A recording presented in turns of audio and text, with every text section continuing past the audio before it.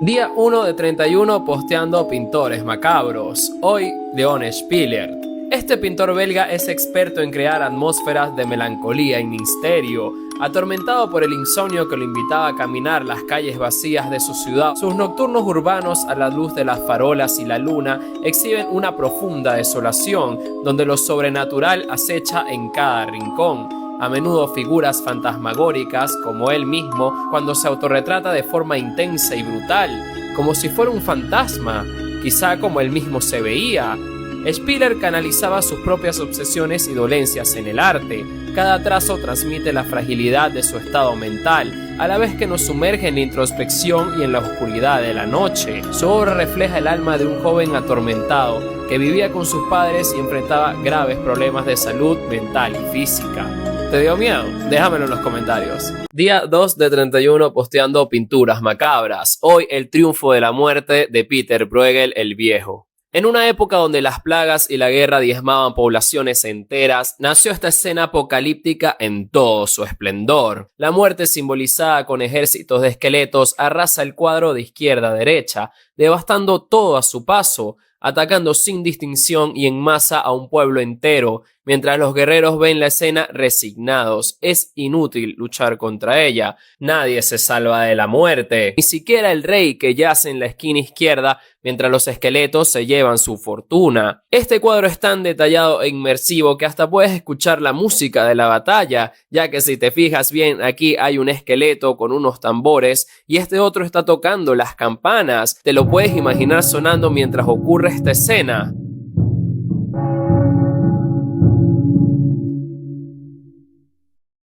Día 3 de 31 posteando pinturas macabras. Hoy la pesadilla de Henry Fuseli. En pleno romanticismo, cuando reinaban los paisajes y retratos, este artista suizo sorprendió a todos con La Pesadilla, un cuadro macabro, misterioso y aterrador. En él vemos una mujer desmayada, sumergida en una pesadilla, seguramente víctima de una parálisis, producida por este demonio en su pecho que nos mira amenazante al sorprenderlo en su actividad. Pero para mí lo más aterrador es ese caballo con los ojos blancos que sale detrás de la cortina. ¿Qué otras cosas horribles habrá allá adentro, no? Fuseli se hizo famoso con esta pintura, hasta le hizo 3 versiones más y lo motivó a seguir por esa misma estética con otras pinturas más que aterradoras. ¿Te dio miedo? ¿Cuál debería ser la siguiente? Déjamelo aquí abajo en los comentarios. Día 4 de 31 posteando obras macabras. Hoy Mamá de Luis Bourgeois. A la salida del Guggenheim de Bilbao es imposible ignorar a Mamá, la monumental araña de 9 metros de alto que Luis Bourgeois dedicó a su madre, muerta cuando la escultora tenía 21 años y la razón por la que ella se dedicaría al arte. Según la artista, esta escultura es la perfecta representación de su madre. Pese a su aspecto terrorífico, la araña es reflexiva, inteligente, paciente, cuida y protege a sus crías, tal como vemos los huevos en su vientre, y además es una artista que teje, tal como la madre de Bourgeois, que llevaba un negocio de restauración de tapices, creando así una extraordinaria analogía llena de honestidad y poesía, consiguiendo incluso que bajo las aterradores patas de este monstruo nos sintamos de cierta manera protegidos. ¿Te dio miedo? ¿Cuál debería ser la siguiente? Déjamelo en los comentarios. Día 5 de 31 posteando pinturas macabras. Hoy la sonámbula de John Everett Millais. Este pintor inglés, fundador de la hermandad prerrafaelita, estaba en la cúspide de su creatividad cuando pintó esta extraña escena, una desoladora imagen donde vemos a una joven descalza caminando en la penumbra, sonámbula al borde de un acantilado, tal como puedes ver en esa mirada tan perdida. Su vela fue apagada por el viento, lo que agrega aún más tensión a la escena mientras ella camina inconsciente del peligro en que se halla. ¿A dónde irá? ¿Qué estará soñando? El sonambulismo ha sido objeto de estudios y sustos por años. Imagina hacer cosas horribles y después no acordarte de nada, o lo que es peor aún, caerte por un acantilado.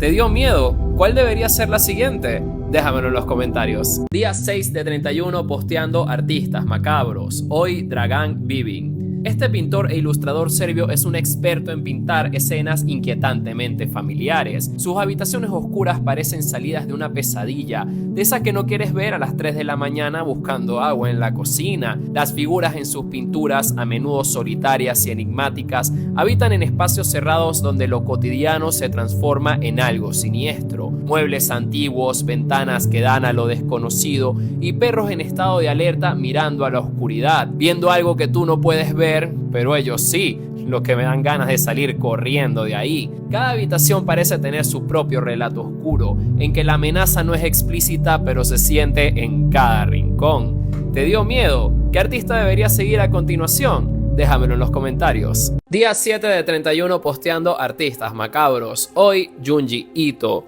Maestro del horror en el manga japonés, conocido por su estilo perturbador y sus tramas retorcidas, Junji Ito comenzó como técnico dental, pero su pasión por el terror, inspirado en autores como Lovecraft o Katsuo Uematsu, lo llevó a escribir y dibujar sus propios relatos, saltando a la fama con Tommy, la historia de una chica inmortal que arrastra a todos a la locura, seguido de otros exitazos como Uzumaki, donde unas misteriosas espirales consumen una ciudad entera y sus habitantes, creo que se viene una serie de eso y todo, y Geo, donde monstruos peces con piernas mecánicas emergen del océano, trayendo consigo hedor y muerte igualito que en La sombra sobre Innsmouth. Algo gracioso es que a pesar de imaginar todo este horror, en la vida real es una persona tranquila y amante de los gatos.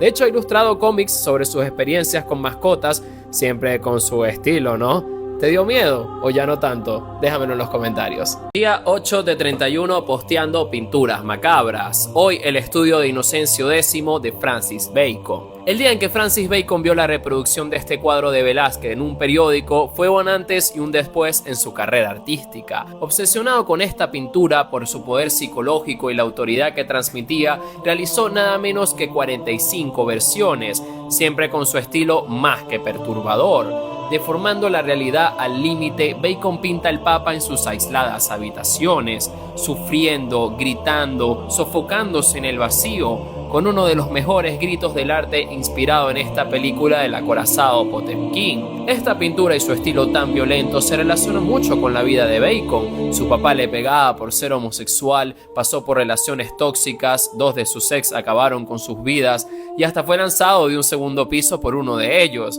Si quieres el chisme completo, aquí te tengo un video en mi canal de YouTube. Día 9 de 31 posteando pinturas macabras. Hoy Zdzisław Beksinski. Este pintor, fotógrafo y escultor polaco es famoso por sus surrealistas representaciones del horror, paisajes apocalípticos, organismos deformes y escenarios que evocan tanto lo onírico como lo macabro. A través de su simbolismo y estilo único, Beksinski reveló un mundo interno terrorífico, donde la muerte y el sufrimiento dominan, así como la guerra, ya que utilizaba colores simbólicos como el azul de Prusia que se encontraba en las cámaras de gas alemanas, creando con él escenas aterradoras cargadas de angustia y simbolismo. Beksinski tuvo una vida marcada por la tragedia, incluyendo la muerte de su esposa e hijo, lo que alimentó el tono oscuro de su obra, que aunque si bien nunca explicó el significado de sus pinturas, sus pesadillas y su retorcido subconsciente, así como su historia personal, se reflejan en cada pieza. Día 10 de 31 posteando pinturas macabras. Hoy el asesinato de Paul Cézanne. Alejado de los bodegones y paisajes a lo que estamos acostumbrados, Cézanne pintó aquí una traumática escena. En la oscuridad de la noche vemos cómo el agresor levanta el puñal para dar el golpe de gracia a su víctima, que yace en el suelo herida, gritando, transfigurada por el dolor, sometida por su cómplice que parece como si su cara se cayera, como si fuera una máscara. Usando una paleta más oscura y dramática, además de una composición dinámica, Cézanne demuestra que puede pintar atmósferas de violencia y caos emocional incluso de día. Como a muchos de nosotros, a Cézanne le gustaba la novela negra o la literatura pútrida, como se le llamaba en ese entonces, y esta pintura fue inspirada en Thérèse Racan, una novela de un amigo suyo de la infancia, Émile Zola, tan influyente que fue en los pintores de la época. Día 11 de 31 posteando pinturas macabras. Hoy los últimos retratos de William Utermohlen. Este artista norteamericano cambió de vida y de estilo radicalmente cuando a sus 62 años fue diagnosticado de Alzheimer. Desde ese momento su mundo interior comenzó a desmoronarse y su arte reflejó con crudeza ese proceso. Durante los últimos años de su vida, William documentó el deterioro de su mente a través de una serie de impactantes autorretratos, con una técnica cada vez más dispersa por los síntomas de la enfermedad, abriendo la ventana hacia la psique de un artista donde son latentes el miedo, la ira y la resignación, mientras lucha por preservar su conciencia creativa, hasta llegar a la irremediable abstracción, 6 años antes que terminara su vida. Día 12 de 31 posteando pinturas macabras. Hoy cabezas cortadas de Theodore Géricault. Pocas veces en la historia del arte se han visto pinturas de cuerpos humanos, y menos como las que realizó este pintor romántico, utilizando de hecho cuerpos reales que conseguía en la morgue y guardaba en su apartamento. Imagínate cómo olería eso.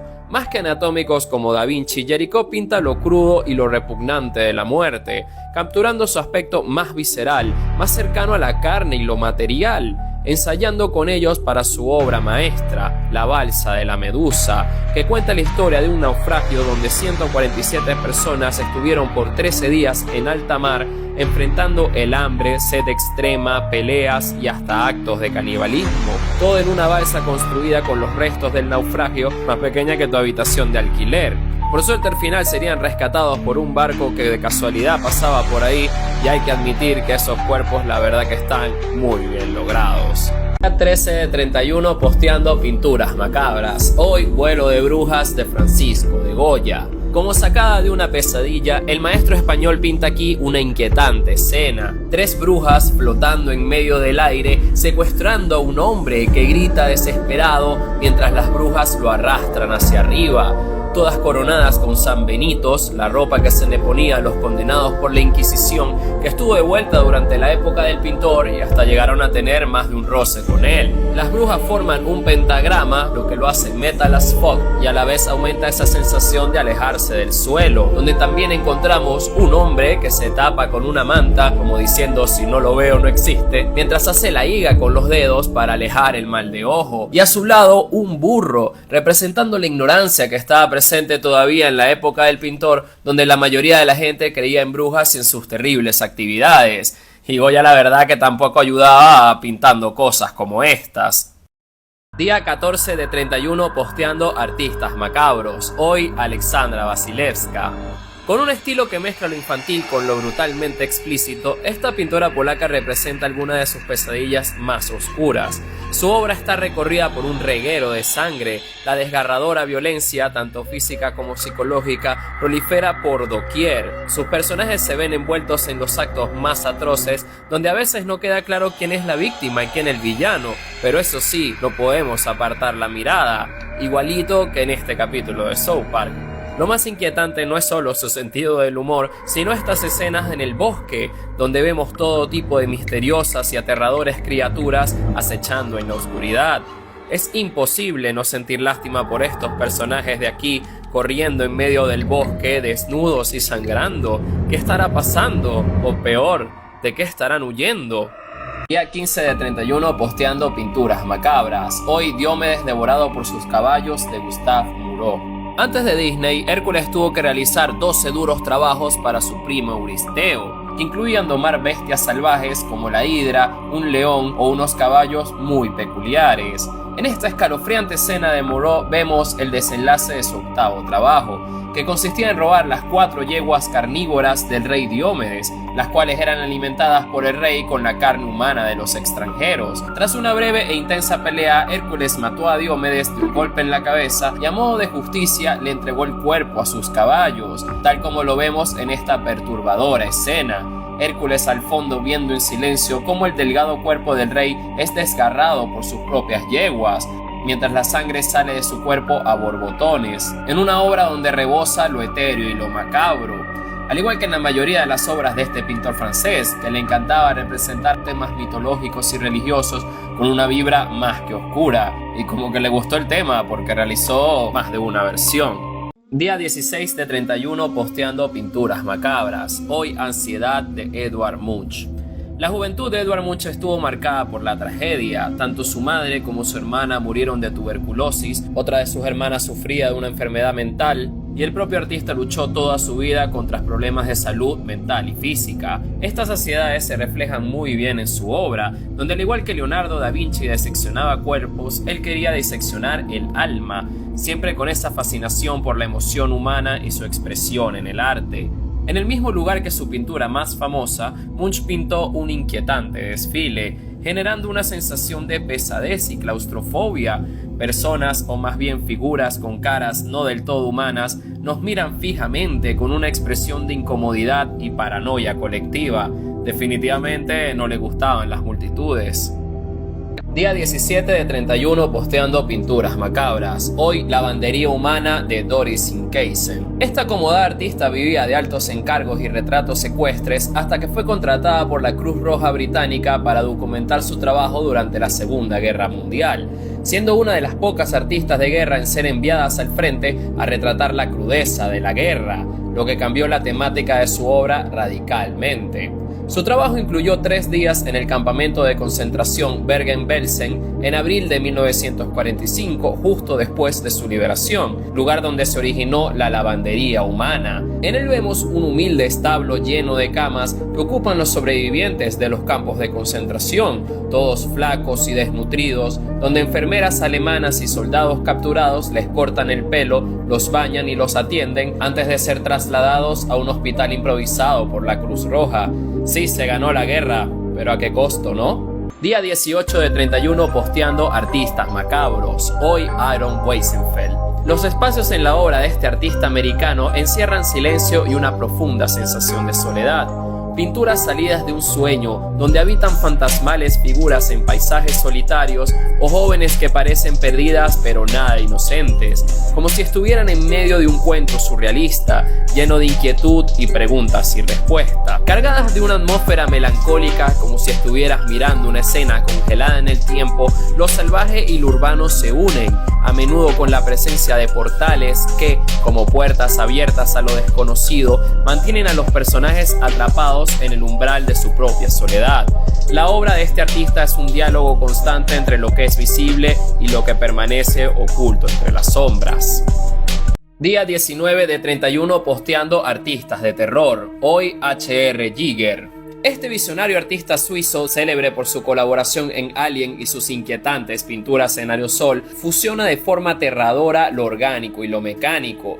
Sus paisajes oscuros y figuras alienígenas, a menudo representadas con metales pulidos y posiciones muy comprometedoras, crean un ambiente perturbador que parece extraído de una pesadilla futurista, en una estética biomecánica única, fotorrealista y muy erótica.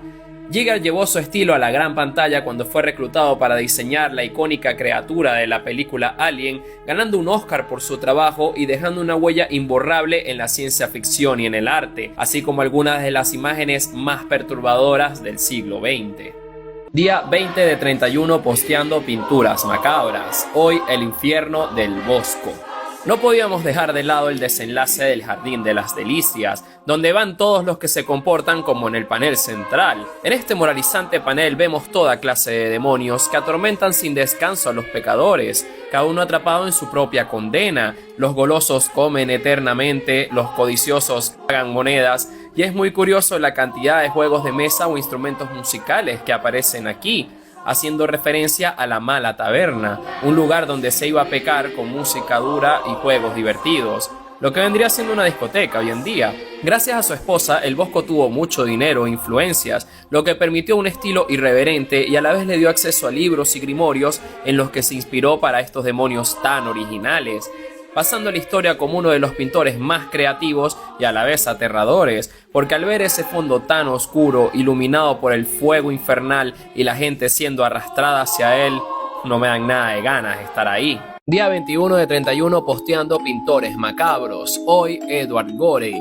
Si quieres iniciar un bebé en el terror, este artista es para ti. Un estadounidense que encerrado en su casa rodeado de gatos, ilustraba sus propios relatos en blanco y negro, infantil y caricaturesco, pero a la vez elegante y perturbador. Con una estética oscura y un sentido del humor bastante cuestionable, Gorey escribió e ilustró más de 100 libros, que de entrada parecen para niños, pero nada que ver, como Pequeños Macabros, un abecedario con la muerte de unos niños, o El huésped dudoso, donde una extraña criatura habita con una familia. Gory dejaría una marca indeleble en el arte y la cultura pop. Si no, pregúntale a Tim Burton en qué se basó para crear su estilo. Así que cuando veas El extraño mundo de Jack este Halloween, acuérdate de Gory.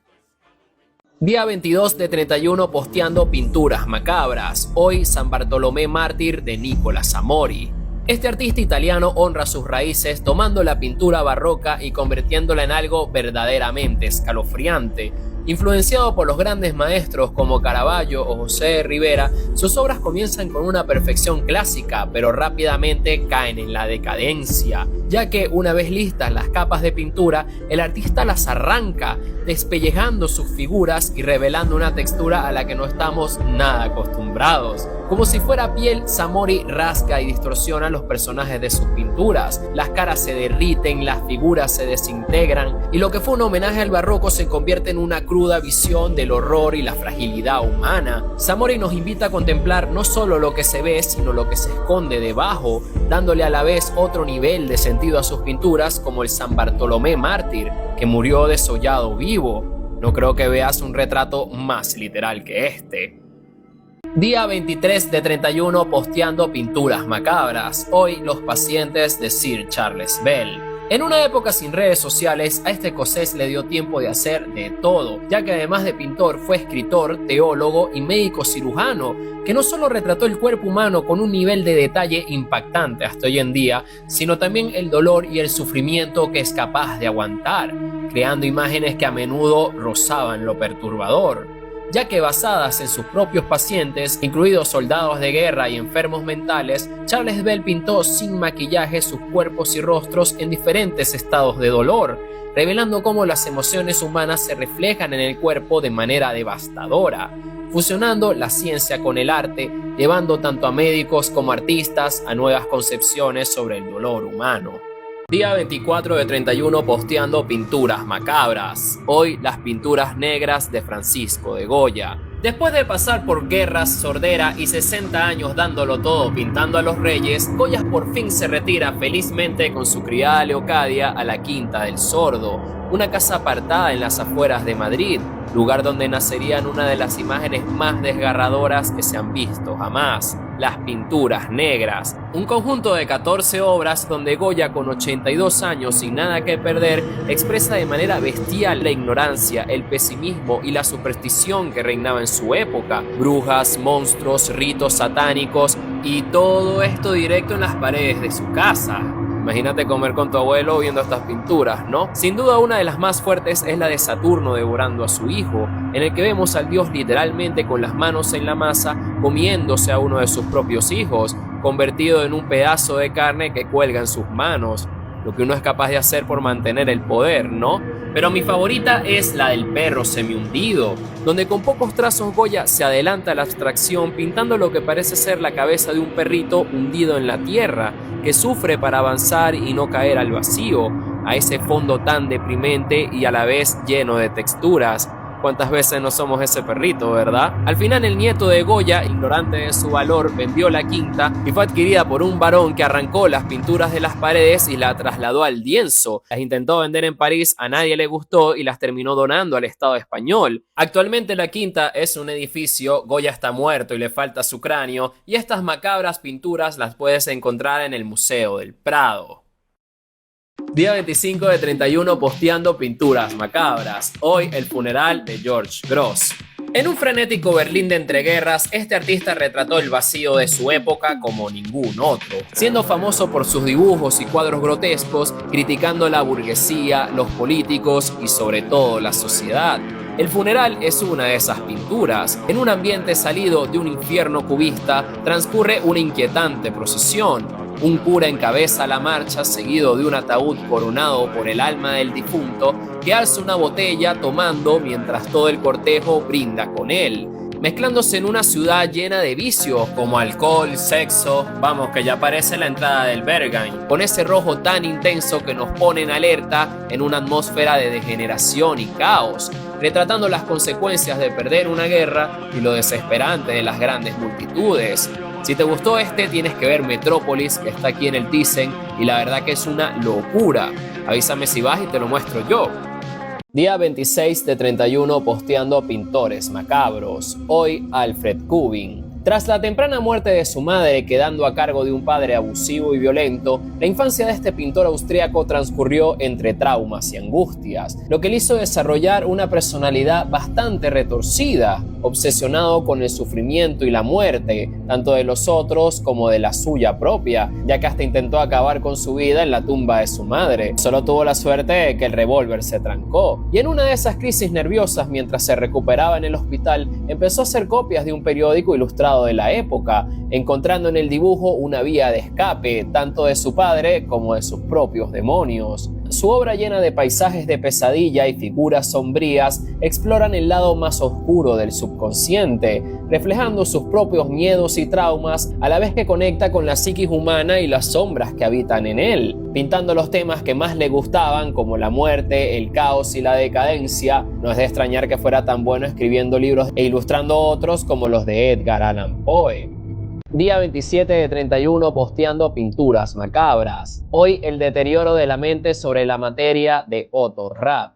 Bebiendo de grandes maestros como el Bosco o Salvador Dalí, este pintor austríaco mezcla el surrealismo y las visiones macabras de forma brutal, creando obras fantásticas que parecen salidas de un viaje de hongos, tanto de los buenos como de los malos, porque la verdad que se puede poner bastante perturbador, tal como en este espeluznante cuadro. Es imposible no sentir algo al ver esa cabeza cayéndose a pedazos, exponiendo su carne y un cerebro en descomposición, apenas sostenido por un imperdible. Este deterioro de la mente revela los barrotes, la jaula en la que ésta nos encierra, lugar de que por suerte alguien logró escapar. Seguro alguno de estos personajes que ven la escena desde afuera le hace pensar en la descomposición del ego de una forma muy literal. Hoy en día Otto Rapp continúa su labor desde Viena, donde con 80 años de edad nos sigue transportando a los rincones más lejanos del subconsciente, llenos tanto de luz como de oscuridad. Día 28 de 31 posteando pintores macabros. Hoy Verbocktre. Es difícil hablar de alguien tan enigmático como este artista ruso, casi tan difícil como pronunciar su nombre. Su identidad es un misterio, no tiene redes sociales ni contacto, solo sabemos de él a través de las macabras pinturas que publica en su blog desde el 2014, que la verdad que hablan por sí mismas. Verbocktre no necesita colores para impactar. Su obra, exclusivamente en blanco y negro, parece sacado del infierno mismo, situándonos en bosques y ciudades de pesadilla donde convivimos con los seres más sombríos, fantasmas, demonios y criaturas fantásticas, muchas inspiradas en insectos, que me hace pensar en la muerte, la descomposición y un poquito a las criaturas de Dark Souls o Bloodborne. Quizás el misterio sea parte de su atractivo, o simplemente hay cosas que es mejor no saber. Día 29 de 31 posteando artistas macabros. Hoy Emil Melmoth. Este escultor mexicano del terror hace lo blasfemo hermoso con sus inquietantes esculturas, obras de horror que parecen salidas de una visión de San Antonio Abad. De forma grotescamente realista, Emil interpreta la iconografía cristiana con un toque diabólico, corrompiendo a nuestros ídolos más sagrados desde la raíz, creando verdaderas imágenes profanas. Sus esculturas nos hacen sentir abandonados de Dios, a la merced de la muerte, la decadencia de la carne, enfrentándonos a la angustia y la desesperanza, y nadie está ahí para salvarte. Aquí te dejo su perfil de Instagram por si le quieres echar un ojo. Día 30 de 31 posteando pintores macabros. Hoy Luis Pérez Banús. En el corazón del expresionismo más atroz surge un pintor que destila violencia y rabia contenida, experto en crear atmósferas de angustia y desesperación donde habitan los personajes más enfermos. Sus figuras literalmente explotan, gritan, se ahogan y te miran como si estuvieran a punto de hacerte algo muy malo. Como bien expresan esas pinceladas tan feroces y un estilo violento y brutal, usando además colores fuertes para representar emociones que, junto con unos títulos muy sugestivos, te ayudan a imaginar todo tipo de historias, desde la depresión, ansiedad, amor tóxico y obsesión. Pérez Banús nos da un paseo por el lado más oscuro de las emociones humanas, reflejando no solo el tormento de sus figuras, sino también su propia batalla, de un pintor que la verdad se sabe poquísimo. Aquí te dejo su Instagram por si le quieres echar un ojo. Día 31 de 31 posteando pinturas macabras. Hoy, sonrisa de Hiroshima de Ken Curry. Guardando lo mejor para el final, cerramos la lista con uno de mis artistas favoritos del Reino Unido, que más que pintor es un carnicero, deformes, pálidas y aterradoras. Así encontramos sus figuras emergiendo de la oscuridad como un fantasma del que no podemos apartar la mirada. Así retrató a doctores, premios Nobel de física y lo que es ser un sobreviviente de una bomba nuclear. Te presento La sonrisa de Hiroshima, el producto de su reflexión sobre el bombardeo atómico de la ciudad en 1945, exponiendo en primer plano el sufrimiento y las cicatrices que dejaron estos trágicos eventos. Completamente deforme, sin nariz, una mirada inhumana, que aún así sin labios nos sonríe, amplificando el sentido del horror de una amenaza todavía actual con la que personalmente sueño muchísimo. Como dato curioso, Ken Curry haría otra versión muy similar, pero con un militar mirándola de frente. Me gusta imaginar qué cara tendrá este tipo, quizás culpable de lo que ha causado, en shock o peor aún, no sintiendo nada en lo absoluto. ¡Feliz Halloween, mi gente! Muchas gracias por quedarte hasta aquí. Ha sido un súper placer hacer estos videitos. Los subiré un compilado en YouTube por si los quieres ver de una. Y no olvides seguirme por aquí y por allá. Así que ya sabes, suscríbete, coño. Muchas gracias y los quiero mucho.